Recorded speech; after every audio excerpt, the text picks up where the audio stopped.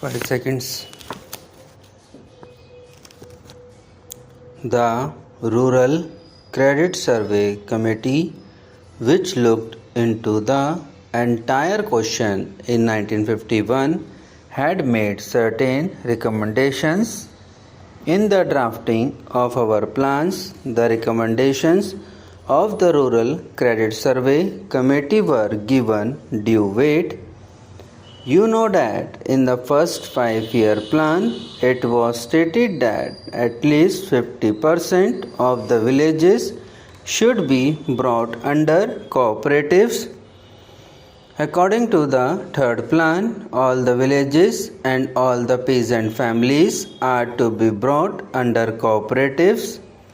This is the perspective with which the Planning Commission has looked at the problem.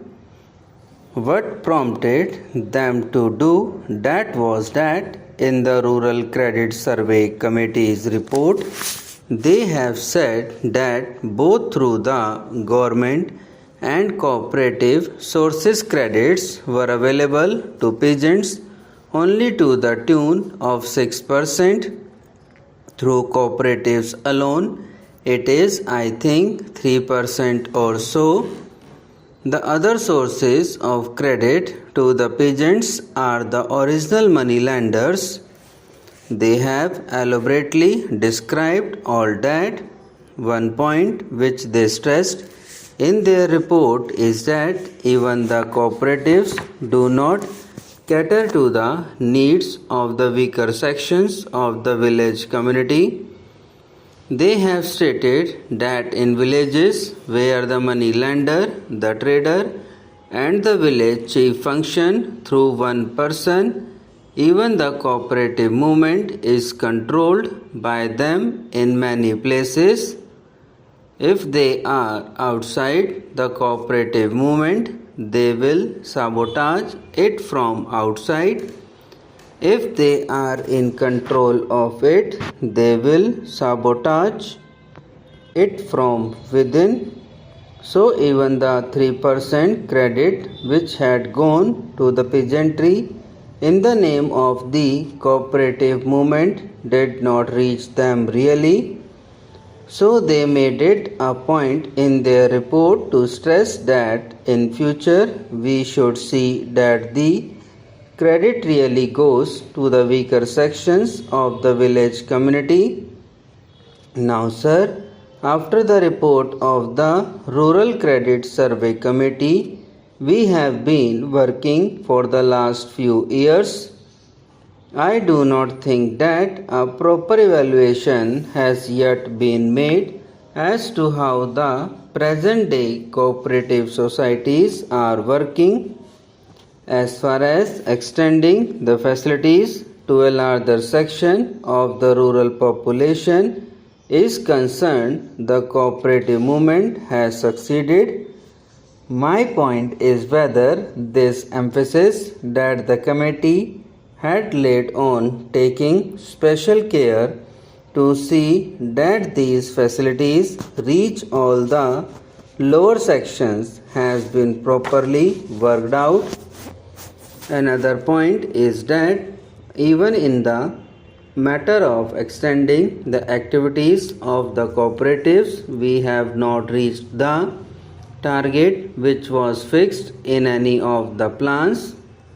Now they want to make it universal, but even during the first 5-year plan or even during the second 5-year plan, the target that was placed before the country was not reached. It was estimated that rupees 2000 crores are needed for agricultural operations every year, of which rupees 800 crores would be financed from their own earnings. The other rupees 1200 crores they have to get either through cooperatives or through other agencies, and this is needed for their short-term, medium-term and long-term loans. For all this, of course, the cooperative department have made certain plans and that they have made certain studies under the leadership of the V.L. Mehta committee, and they have really made certain concrete and helpful suggestions to improve the working of these cooperatives. But even here, in spite of all the recommendations, in spite of all the studies, things are not working in the proper direction. Now, apart from these credit facilities, much has been said here about the processing factories like sugar factories, etc., which should go to help the peasants. I fully agree that apart from credit societies, marketing societies, processing societies, all these put together will be of great help to the peasants. But are they really serving the real agriculturist? I have heard some people speaking about the successful functioning of certain cooperative societies. I know one cooperative sugar factory. Among its members, not even 1% are actual agriculturists. Just like a joint stock company, shares are sold, capital is raised, and they are running a proper factory. My point is that such factories should not be brought within the purview of the cooperative movement. They should be treated as ordinary joint stock companies. I will quote another example which is to be followed, and that is the Weaver Society. There they have made it a point that among its members at least 80% or 90% should be weavers themselves. They have made that a strict rule. If that is so, if such principles are accepted and adhered to, then these processing societies will be of immense help to the peasants. Otherwise, in the name of helping the peasants, some people escape the other obligations that may accrue from running a joint stock company and are taking the benefit.